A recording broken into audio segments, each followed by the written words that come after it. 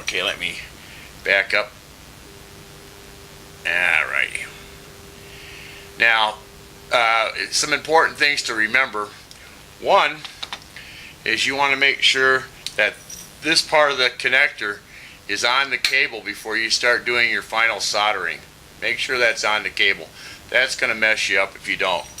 Now this end has been soldered. I'm going to just screw this connector back a little bit. And I'm going to ohm out the ends. This is really important. Now I'm using an ohm meter that makes a sound. I don't know if you're going to be able to hear the sound or not. I'll just have to tell you that it's working. So the first thing I'm going to do is I'm going to go from ground to ground and see if it makes a noise. Yes, it did. So that means I have continuity between the two, and I have a direct voltage going between the grounds. Okay, now I'm going to touch the end of the anode, and I don't hear any noise. So that tells me that I don't have a short going between the ground and the anode. Now I want to go back from the anode to the anode. Okay, and I have nice connection. I can hear the sound. You probably can't hear it, but it looks good. So now I'm going to go through the stages of soldering it. When you go into soldering it, and I guess I could leave the camera going here. Again, I'm using an old Weller soldering gun that I got in 1961. I think it was a Christmas present. It's been through heck, but these are the best.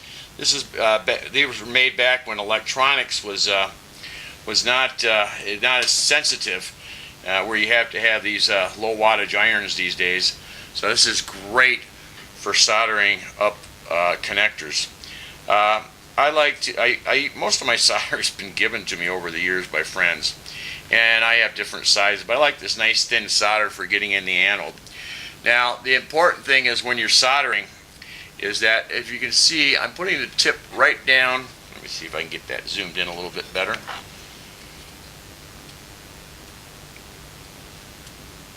I like this here. Yeah, alright. Let's zoom it right back in here. Alright. I'm going to put my soldering iron right down here at the lower part of the anode, and I'm going to get it hot, and I'm going to put my solder up here to the top of the anode. As you can see, I'm just going to put it right here at the top of the anode, right on the inside, and when it's hot enough that it flows down to the heat source, then I know I'm going to have a good solder connection. So let's go ahead, and by the way, I always check to make sure on these little Wellers.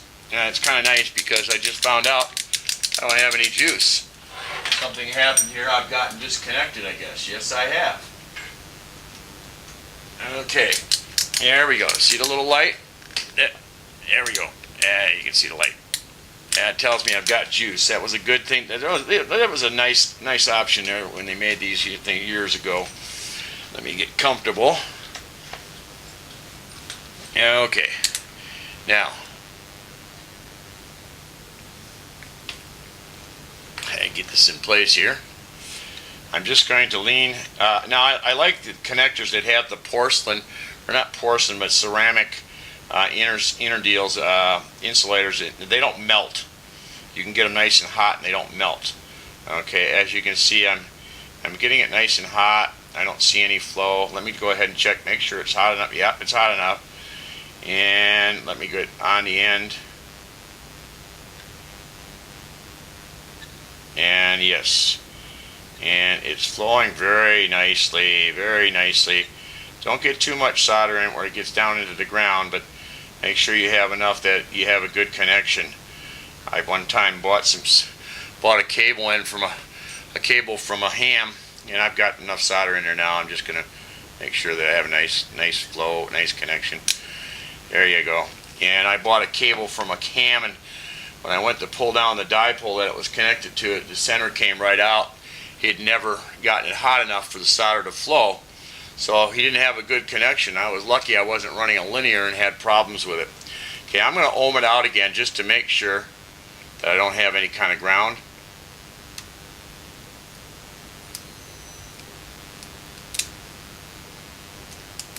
Any kind of ground short. guess it would help if I turn the thing on.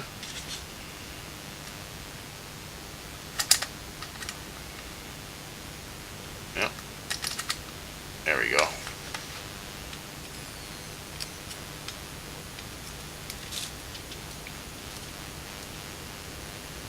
Huh. Well, looks like the batteries are dead.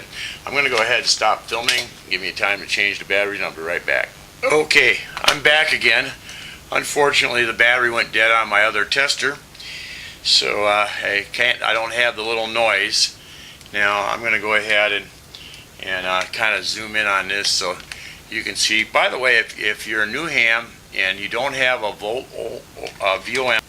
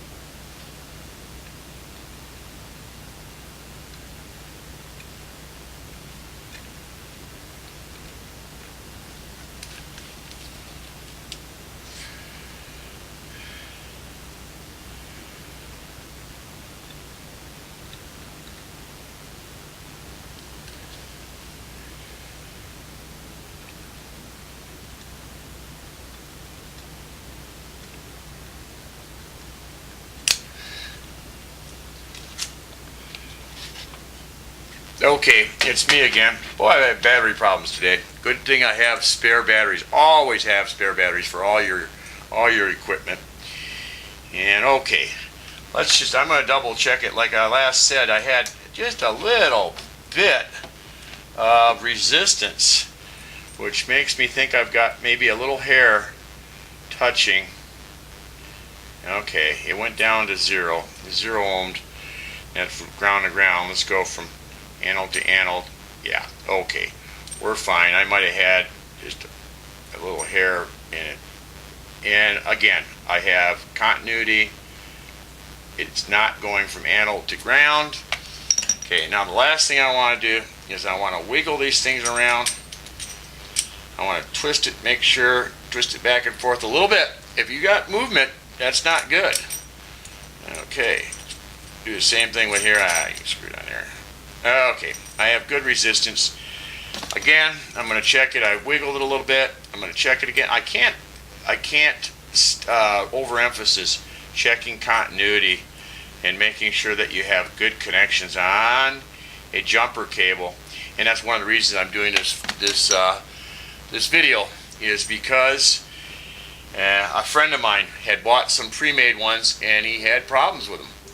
And so he sent them back. Of course, they wanted to know if he they made him send them back. It was kind of funny. It cost more money to send them back. Okay, so I have a nice little jumper, and I'm making this jumper for my 2-meter all mode radio. I want to shoot some skip on upper sideband, and again, you have to have a low loss cable. Well, thank you very much. 73 N7 BBS. Catch you on the airwaves.